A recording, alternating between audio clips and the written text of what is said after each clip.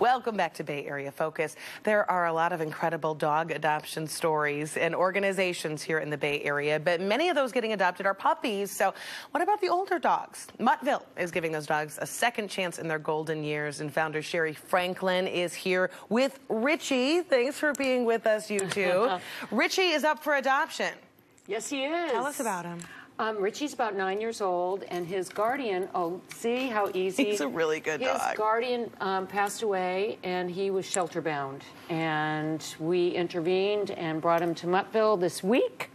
And he's available for adoption this weekend. Oh, he's a great guy. Yeah. And that's the thing. A lot of dogs come into maybe the city shelters, the other organizations, but they might be the first to be euthanized because they're older. Simply because they're older. They're older. They run out of space at a shelter. The first to go, not in a nice way, are usually the older dogs because people don't adopt them. But you know what? We do. And we have a lot of success adopting out senior dogs, and so that's what we focus on. Yeah, and what inspired you to start doing that? Well, actually, I was volunteering at animal shelters, and I was watching those dogs not leave through the front door over and over again, and watching puppies leave. And I started taking them home one at a time, and pretty soon it was an actual full-time career, because there's a huge need. Yeah, there absolutely is. All right, so if you're wondering how maybe a dog gets from a local shelter to Muttville, we have a little video to show you of that process. Part of what makes Muttville special is that they make sure that a dog is ready for a new beginning. These are older dogs, some of whom have been neglected or abandoned. They need, and they get, medical exams, dentals, a whole Muttville makeover.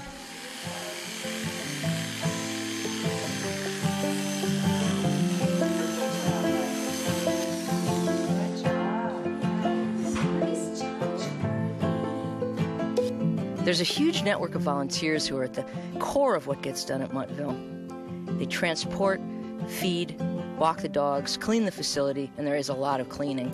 Help with paperwork, pretty much everything that needs to be done. Muttville's an awesome place. You can probably just tell from that video. Tell us a little bit about your shelter, because you've got a lot of dogs who are sort of free-ranging, making themselves at home. It's a free-range shelter. That's right. We're the first, actually, in the nation to really have a cage-free facility. We do have separate rooms if we have dogs that are maybe spatting a little bit, but for the most part, with these older guys, we wanted to make it very home-like. So when you come and visit, it's not depressing. You get to see animals in a more home-like environment, and I think it really helps the adoption process, because you can sit down on a couch and have 3 dogs jump on your lap, or you know, you really get to be hands-on. Yeah, you get a sense of their personality. You really do. And people, even if they don't leave with a dog, they leave with a smile. So I can attest to this. Yeah. So we try and keep them stress-free. I think it keeps them a lot more adoptable as well. And you also use foster homes a lot. Yes, we do. We are foster-based. We usually have about 75 to 80 dogs available for adoption at any given time. We only have about 20 at the shelter, the restaurant, foster homes, and they bring them on the weekends when we have our big adoption events. So 10 years Muttville has been around. What are some of the highlights you can remember? Well, I know you were CNN's nominee for CNN's Hero of the Year. Yes, yeah, that was the gift that keeps giving, because it really did help spread the word about senior dogs. And I think the highlight for me really is not just focusing on the dogs, but all the wonderful people that have just come out of the woodwork to adopt our dogs and foster our dogs, and it really is so rewarding to see, like, the good in humans as well as the great animals. Now, one thing that might maybe give people pause, oh, sorry, yeah. Before adopting a senior dog is maybe the concern about the medical issues. Are they going to be, you know, paying out the nose for vet bills once they get this dog? Right. Well, I think one of the things that we do differently than a lot of rescue organizations is we have a full-time veterinarian and a vet staff that really it's sort of like the head to toe or head to paw or ear to paw 16-point checkout And we do the eyes, the ears, we do full blood panels, we do lump removals and needle aspirates, and we really try and give a clear sense of any health issues that each particular dog is facing. Mm-hmm. And then are very honest with the potential adopter of what they're dealing with. And also your FOSPIS program, it's a foster hospice program. We do. We get dogs in all kinds of conditions, but we just stay really committed to that dog.